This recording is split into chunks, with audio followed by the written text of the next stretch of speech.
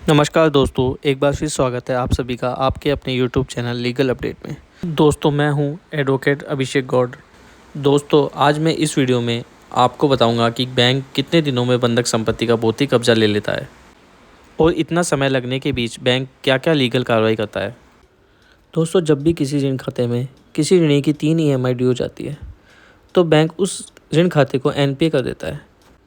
NPA होने के बाद बैंक द्वारा ऋणी को सरफेसी अधिनियम की धारा 13(2) का नोटिस भेजता है। 13(2) के नोटिस में ऋणी या बोरोवर को बैंक 60 दिन का समय अतिरिक्त देता है। 60 दिवस के पश्चात भी ऋणी अपने लोन खाते को रेगुलर नहीं करता या ऋण राशि का भुगतान नहीं करता तो बैंक उस लोन खाते में अपनी लीगल कार्रवाई जारी रखता है और सबसे पहले बंधक संपत्ति का सिंबॉलिक पोजीशन लेता है, यानी कि सांकेतिक कब्जा लेता है। बंधक संपत्ति पर बैंक द्वारा सिंबॉलिक पोजीशन लेने के लिए प्राधिकृत अधिकारी द्वारा पहुंचा जाता है और बंधक संपत्ति पर सिंबॉलिक कब्जे की सूचना को चस्पा करता है कि आज दिनांक को बंधक संपत्ति का प्रतीकात्मक कब्जा लिया गया या सांकेतिक कब्जा या सिंबॉलिक कब्जा भी कह सकते हैं। उसके बाद उस कब्जे की सूचना को रजिस्टर्ड पोस्ट द्वारा ऋणी को भेजता है तथा 7 दिवस में उस सूचना को 2 समाचार पत्रों में प्रकाशित करता है। इसके पश्चात ही बैंक बंधक संपत्ति के फिजिकल पोजीशन की कार्रवाई कर सकता है। फिजिकल पोजीशन की कार्रवाई करने के लिए बैंक सबसे पहले बंधक संपत्ति के क्षेत्राधिकार वाले न्यायालय में या DM, CGM जो भी हो को प्रार्थना पत्र प्रस्तुत करता है, जो सरफेसी अधिनियम की धारा 14 में पेश किया जाता है। प्रार्थना पत्र का फॉर्मेट आपके सामने है। इस प्रार्थना पत्र में बैंक द्वारा न्यायालय से निवेदन किया जाता है कि इतनी तारीख को ऋणी द्वारा इतनी राशि का ऋण लिया गया था, जिसमें ऋण राशि का ऋणी द्वारा समय पर भुगतान नहीं करने पर ऋणी को इतनी तारीख को सरफेसी अधिनियम की धारा 13(2) का नोटिस दिया गया था, परंतु 60 दिवस पश्चात भी ऋणी द्वारा ऋण राशि का भुगतान नहीं किया गया। इसलिए ऋणी द्वारा उक्त ऋण खाते में बंधक संपत्ति पर बैंक को कब्जा दिलवाने के लिए पुलिस बल उपलब्ध कराने का आदेश फरमावे।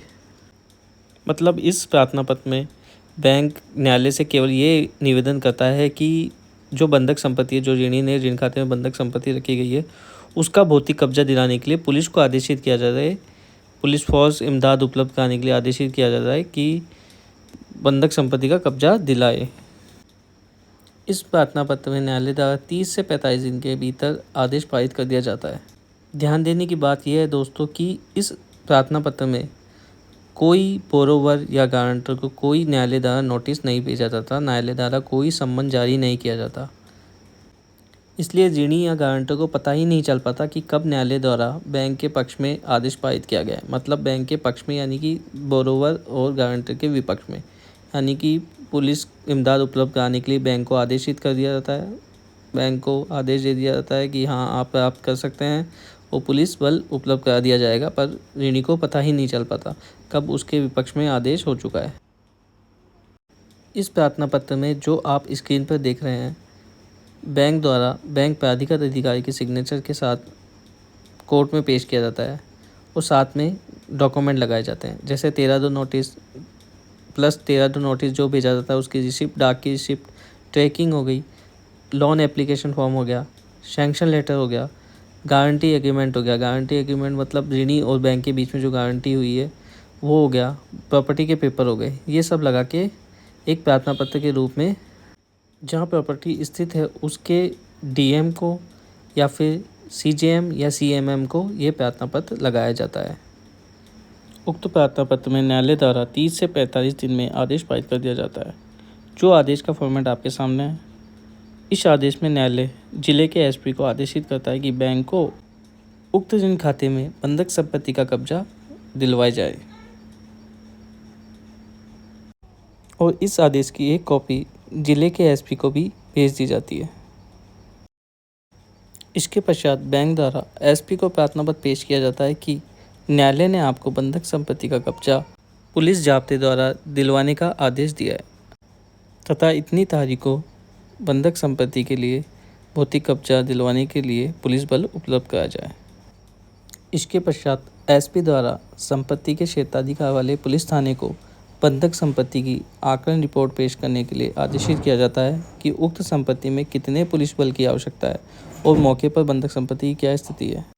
पुलिस थाने द्वारा पेश की गई आकलन रिपोर्ट स्क्रीन पर आपके सामने है। उसके पश्चात एसपी द्वारा पुलिस थाने से प्राप्त आकलन रिपोर्ट के अनुसार बैंक को पुलिस जाब्ते के अनुसार राशि जमा करवाने का निर्देश देता है। जो फॉर्मेट आपके सामने है कि इसमें इतनी तारीख का जरिए डीडी अमाउंट जमा कराया जाए सुपरिटेंडेंट ऑफ पुलिस चित्तौड़गढ़ के नाम। बैंक द्वारा राशि जमा करवाने के पश्चात एसपी द्वारा एक तारीख डिसाइड करके उस दिन बैंक को बंधक संपत्ति पर पहुंचकर बंधक संपत्ति का भौतिक कब्जा दिलाया जाता है। अगर बंधक संपत्ति ऋणी के कब्जे में है तो ऋणी से कब्जा खाली करवाकर बैंक को सपुर्द किया जाता है और उसका ताला लगवाया जाता है। तो दोस्तों, इस पूरी कार्रवाई में 13/2 से लेकर बैंक को बंधक संपत्ति का भौतिक कब्जा दिलवाने से कम 6 महीने के अंदर अंदर का समय लगता है। यह समय कम भी हो सकता है, परिस्थितियों पर निर्भर करता है। तो दोस्तों, आज के लिए इतना ही है। आप समझ गए होंगे। मिलते हैं अगली वीडियो में। धन्यवाद।